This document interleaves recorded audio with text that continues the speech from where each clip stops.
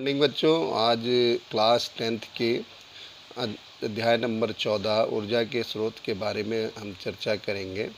ऊर्जा की आवश्यकता हमें शारीरिक कार्यों के लिए पड़ती है तथा अन्य जो व्यवहारिक कार्य हैं उनको भी करने के लिए हमें ऊर्जा की आवश्यकता पड़ती है। शारीरिक कार्यों के लिए भोजन के द्वारा हमारा शरीर ऊर्जा प्राप्त कर लेता है, लेकिन व्यवहारिक कार्यों के लिए हमें अन्य ऊर्जा के स्रोतों पर निर्भर रहना पड़ता है।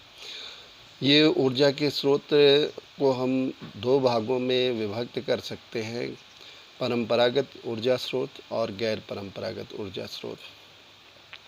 परंपरागत ऊर्जा स्रोत में जीवाश्म ईंधन को सर्वप्रथम हम लेंगे। जीवाश्म ईंधन क्या है? करोड़ों साल के अपघटन के उपरांत बना ईंधन जीवाश्म ईंधन कहलाता है। विभिन्न प्राकृतिक आपदाओं के कारण पेड़ पौधों और जीव जंतुओं का पृथ्वी के अंदर दब जाना और उनका अपघटन होना, उस अपघटन के दौरान जीवाश्म ईंधन का निर्माण हुआ है, जिसमें कोयला, पेट्रोलियम प्रमुख है। पेट्रोलियम से हमें पेट्रोल, डीजल आदि पदार्थ प्राप्त होते हैं।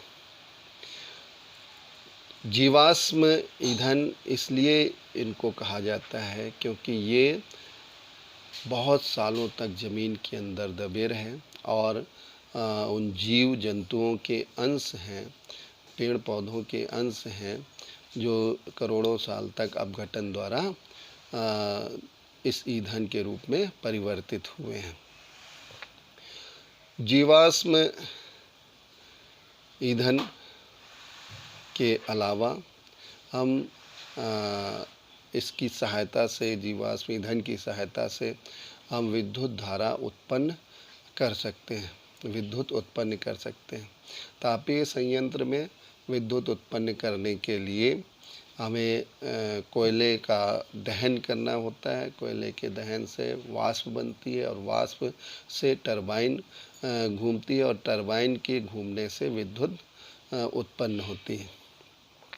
ऐसे ही विद्युत का उत्पादन जल विद्युत संयंत्र में भी किया जाता है। बांधों के द्वारा विद्युत का उत्पादन, बांधों के द्वारा जल को जो है एकत्र किया जाता है, जिसे टरबाइन के ऊपर जो है डालते हैं और टरबाइन जो है मुड़ती है, घूमती है और जिससे विद्युत धारा उत्पन्न होती है।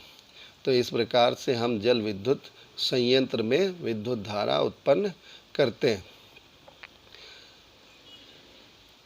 ऊर्जा के पारंपरिक स्रोतों के उपयोग के लिए प्रौद्योगिकी में सुधार करके हमने कई नई प्रौद्योगिकियों का विकास किया है, जिसमें जैव मात्रा या बायोमास प्रमुख है। इसमें एक गड्ढे में,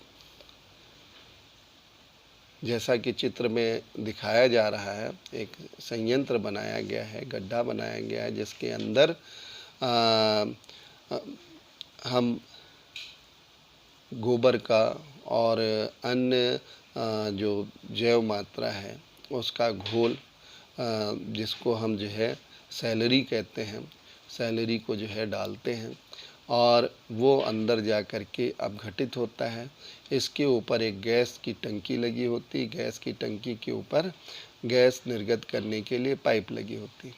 दूसरी साइड से आप देख रहे हैं कि अंदर जो पदार्थ जो है आपने डाला था, सैलरी डाली थी, वो सैलरी सड़ने के बाद खाद बन जाती है और इस खाद को हम निकाल लेते हैं।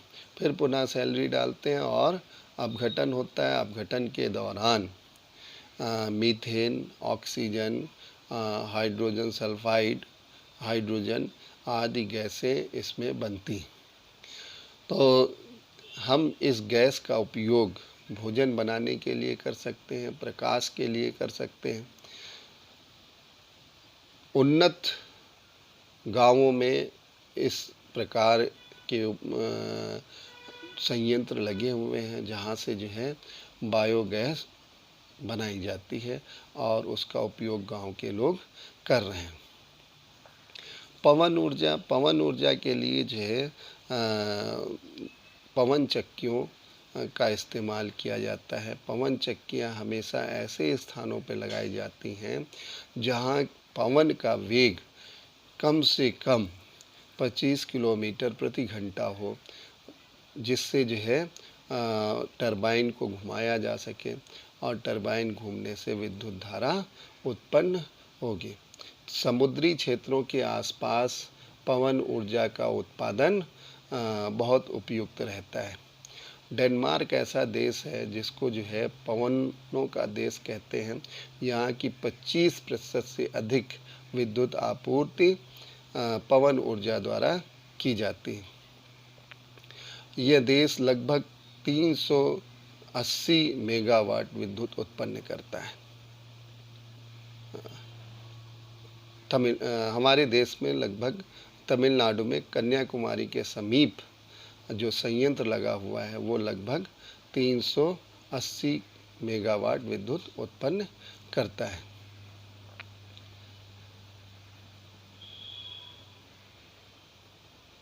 गैर परंपरागत ऊर्जा स्रोत या वैकल्पिक स्रोत, जिसमें प्रमुख है सौर ऊर्जा।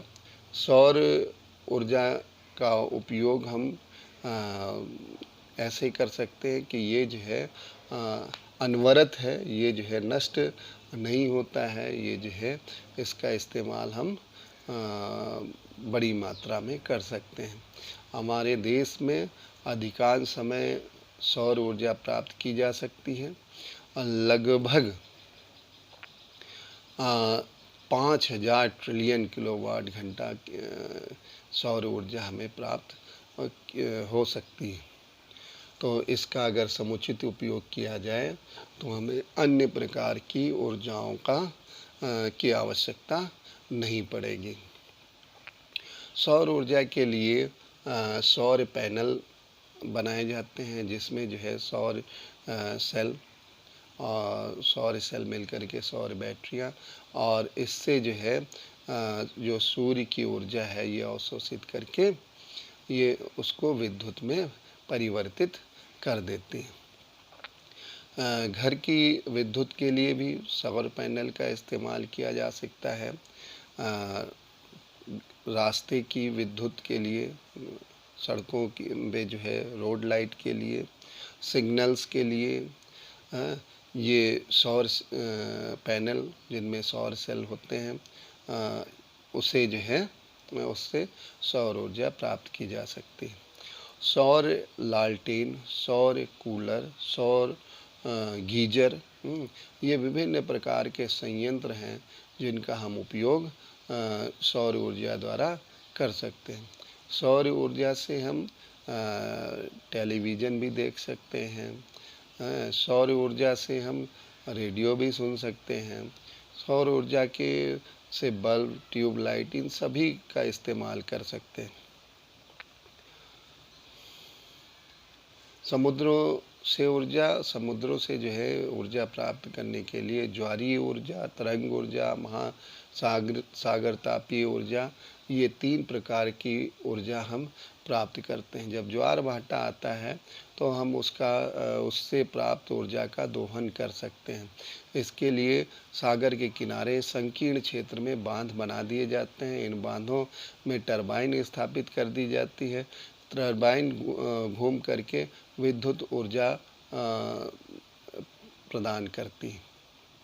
तरंग ऊर्जा, महासागरों में विशाल तरंगें उत्पन्न होती हैं। इन विशाल तरंगों को ट्रैप करके विविध युक्तियों द्वारा हम इससे टरबाइन घुमा सकते हैं और विद्युत धारा उत्पन्न कर सकते हैं।